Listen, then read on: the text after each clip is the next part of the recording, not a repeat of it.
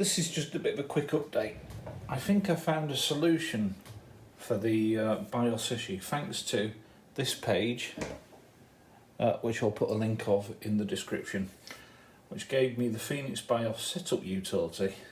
Now, I think I've only ever seen the BIOS pop up from the ROM when there's been a fault, like the hard drive's not been detected or the CMOS has been corrupted, the time's wrong.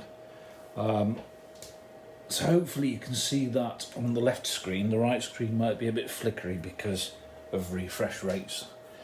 So I've downloaded this Phoenix Bios Setup.zip and installed it in a BIOS folder on the laptop.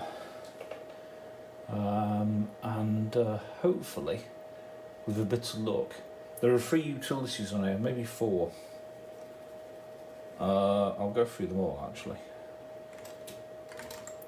So let's have a look in here. We have AT Setup, which is the first one I tried, which looks a bit basic. Now that's not what I saw when I first loaded stuff. So let's reboot the system. That's not the one.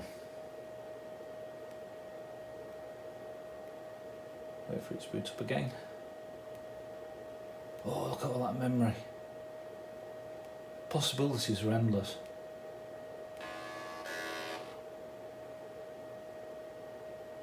I really love this machine though. I mean, it's just... It comes up with internal configuration register locks, so presumably that utility is doing something. It only does that first time after you boot it, after doing the configuration, if that makes sense. Right, so let's try another one. So the next one I tried was G Setup. I was quite methodical. I went top to bottom. Now this seems to be just a generic BIOS setup, and it seems to pull the right parameters through. So it is hard disk type 17, I know that. But again, that is not what I saw before. But it might come in handy. I'll keep that on the system. Let's quit that for exit. So like somebody wrote that. Must have $25 donation. Oh, there's Turbo C source available. Well, there you go. So let's reboot.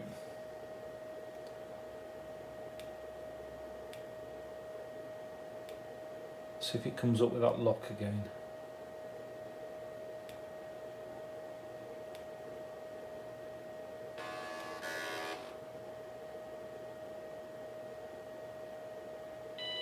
Yeah, there we go.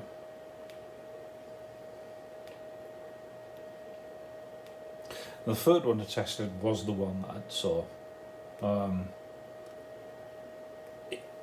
99% certain, but you know, when you're doing these things, you're fiddling around with all of the parameters, pulling wires here, there, and everywhere. So I'm not 100% sure, but I'm 99% certain that the BIOS is in ROM, the setup routine. But when I ran this one, that was the one that I saw.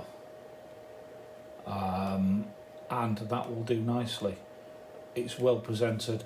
It gives me the drive geometry of the hard disk, and this was the point I was trying to make in the original video on this, that this isn't a logical block addressed hard drive, it's a cylinder head addressed hard drive.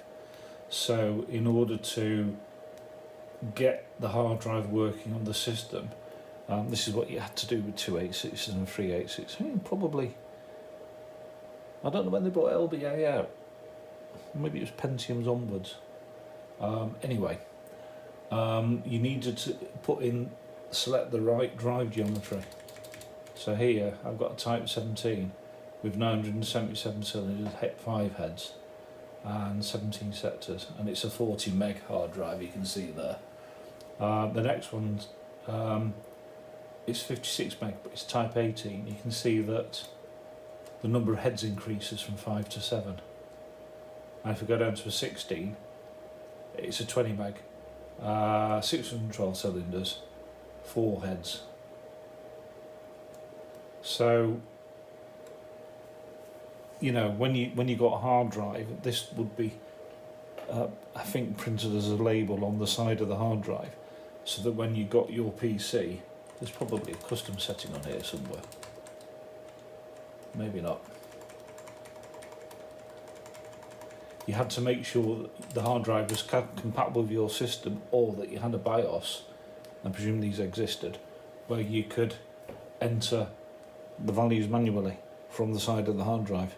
Whereas these days, you kids just throw a hard drive in and it works. Well, that's how we used to rock. It's cylinder headset to addressed hard drives, and DOS understands it.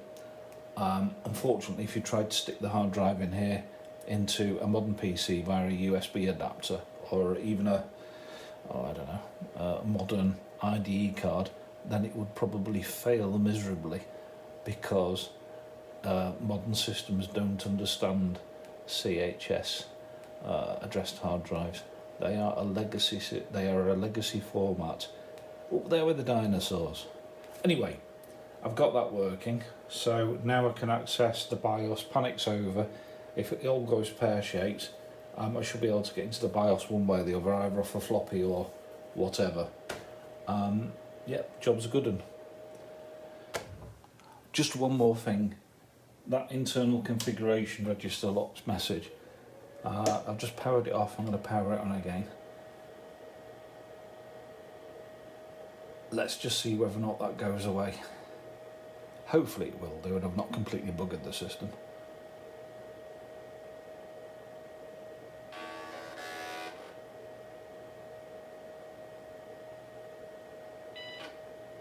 Oh, job's a good one. Not broke anything. That's always a good thing. In which case, hopefully, I will see you in the next one. Thank you for watching.